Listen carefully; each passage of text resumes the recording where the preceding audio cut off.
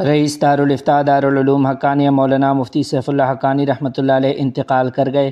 مولانا فضل الرحمان صاحب کا اظہار افسوس۔ نماز جنازہ آج عصر 5 بجے اکوڑہ خٹک میں ادا کی جائے گی۔ تفصیلات کے مطابق دارالعلوم حقانیہ اکوڑہ خٹک کے رئیس دارالفتاء بزرگ عالم دین اور ممتاز فقیہ حضرت مولانا مفتی سیف اللہ حقانی رحمۃ اللہ علیہ انتقال کر گئے ہیں۔ ان کے انتقال کی خبر سامنے آنے کے بعد دینی، علمی اور عوامی حلقوں میں غم کی فضا چھا گئی، جبکہ مختلف مذہبی و سیاسی شخصیات کی جانب سے تعزیتی بیانات کا سلسلہ جاری ہے۔ جمعیت علماء اسلام کے سربراہ مولانا فضل الرحمان صاحب دامت برکاتہم نے حضرت مفتی سیف اللہ حقانی رحمۃ اللہ علیہ کے انتقال پر دلی رنج و افسوس کا اظہار کرتے ہوئے کہا ہے کہ ان کی وفات علمی و دینی حلقوں کے لیے ایک بڑا سانیہ ہے۔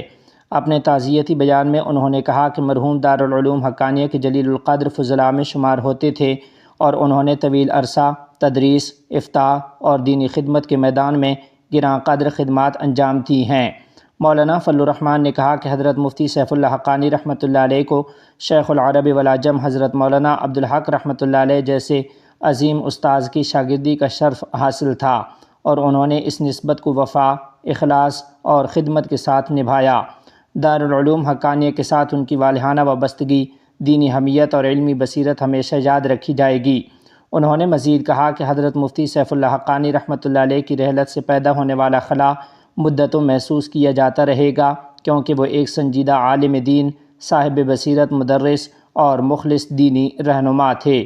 قائد جمعیت مولانا فضل الرحمان نے دعا کی کہ اللہ تعالی مرحوم کی خدمات جلیلہ کو شرف قبولیت عطا فرمائے، انہیں جنت الفردوس میں اعلیٰ مقام نصیب کرے اور پسماندگان، تلامذہ اور متعلقین کو صبر جمیل عطا فرمائے۔